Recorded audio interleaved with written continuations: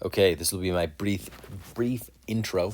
I don't have my mic, so I'll be a bit more crisp and in-ear. Please watch at 2x speed. I go through things slow, so double up, and then when you need to slow down, you can slow down. This first part is very simple and just kind of getting you in mind why we subtract the 2 points to get that vector before we take the angle, so you can skip it. And then that end point, kind of like last half of it, is going through the ISB joint angle calculations and why they are the way they are. And with that, I don't know if you need to know the proofs of them, but that's what I give you. I show you why they actually calculate that joint angle. Technically, you can just memorize the equation, but that's no fun and won't help you in the future fully understanding well. So stick around to watch that. Okay, welcome back. This video is for some confusion on joint angles and calculating those and why we kind of do that. So this is a previous thing I have made and kind of a solution key. We're not going to go through all of it here. I'm just going to go through the key points to get you through this part. So if we're looking here and we have this line or vector and we have this point, we can call this point B and this point A. If we want to get and calculate the vector, well, this line, right? And we want to calculate, right, from point A to point B, vector AB, what are we going to do? Well, we're going to subtract, we're going to have point B, we're going to subtract it to point A, right? So that looks something like this. If we go here, we can simple it down to x and a, b, y. So x, we're going to have that 2, right? And we're going to do 2 minus 5. And that's going to give us -3, right? And here we get similar 10 from point B minus 3. And that gives us 7. And so that makes a lot of sense here, right? We have plus 7. So if we write out A, B, we could do an IJ format. We're going to have -3I plus 7J. Or, as I would write it out, 3, 7. So, right, we're looking at joint angles. Why is it important to know this? Well, because if we look here, if we redraw the line, if we subtract, 5 points in the x direction from both points, that line slides over. Right? We subtract 5 here and 5 here.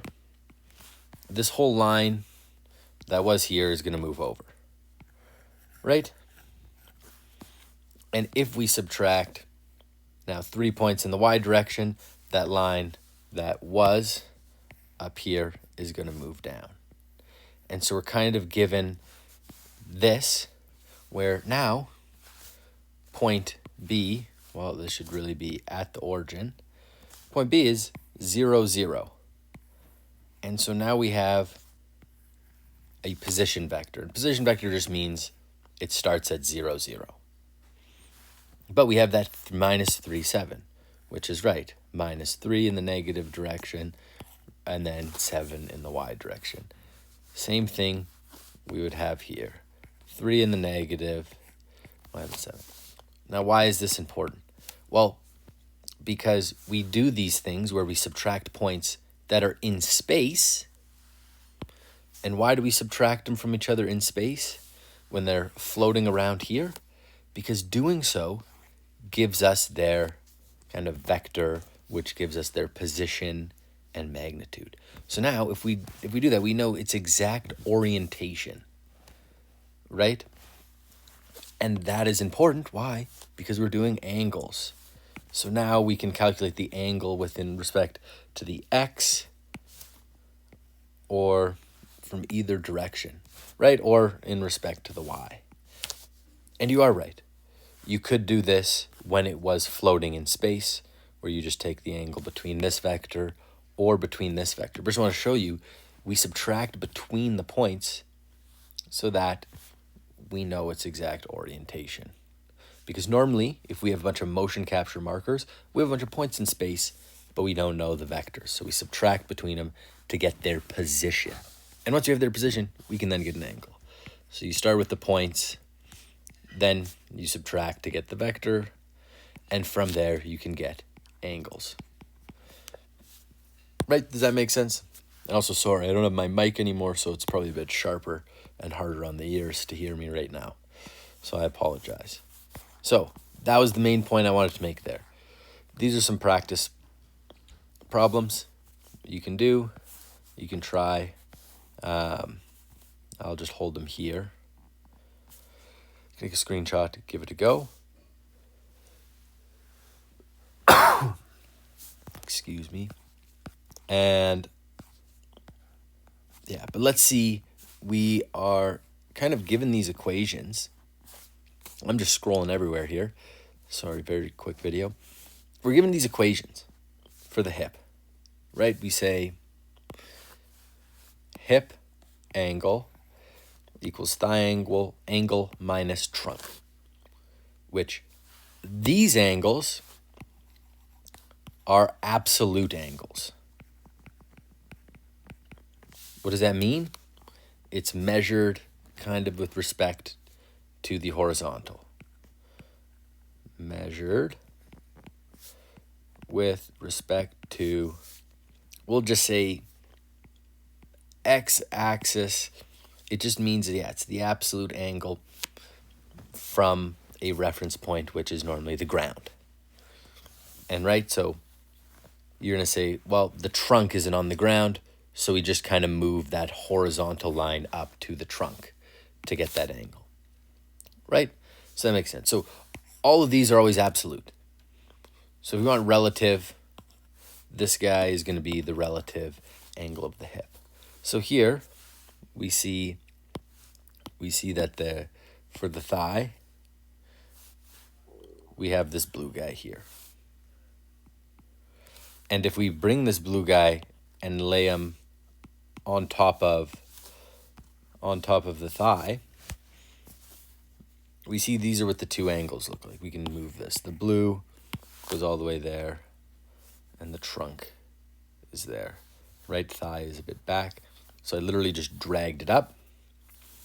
So then, if you subtract now, you subtract thigh minus trunk, which thigh, remember, goes all the way to here, and trunk just goes here.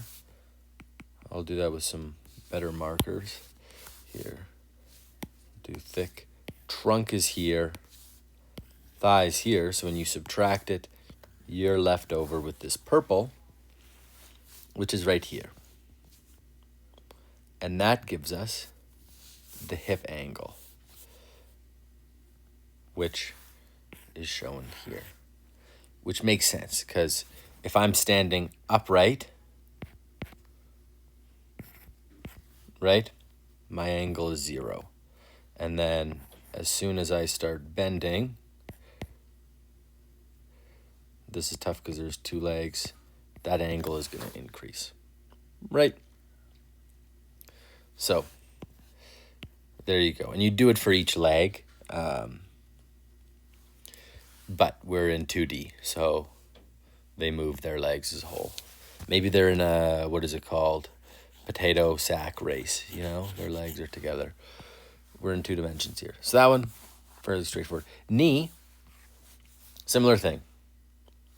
We want thigh minus shank. We have that shank angle in green, thigh in blue. We again drag it up, and when we subtract them, right, thigh is that full, shank is this half. When we subtract them, we get this angle, which, knowing that since this is like a X, which is there, that we know it's on the opposite side is the same angle,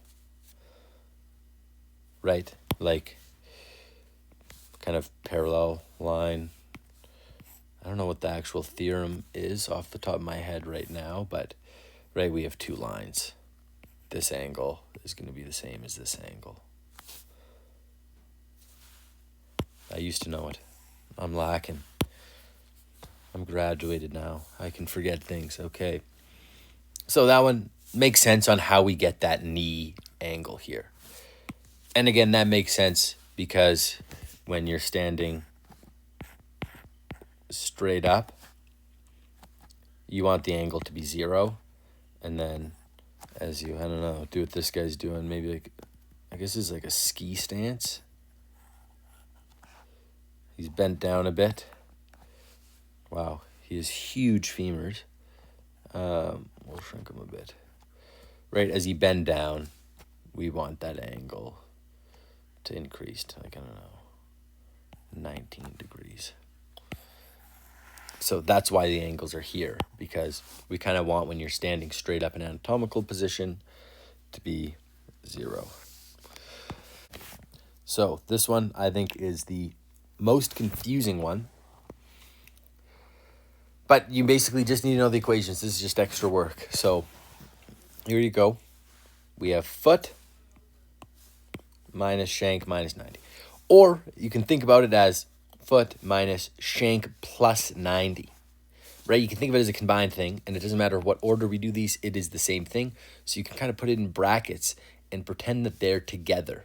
And this, I think, helps simplify and make it more sense.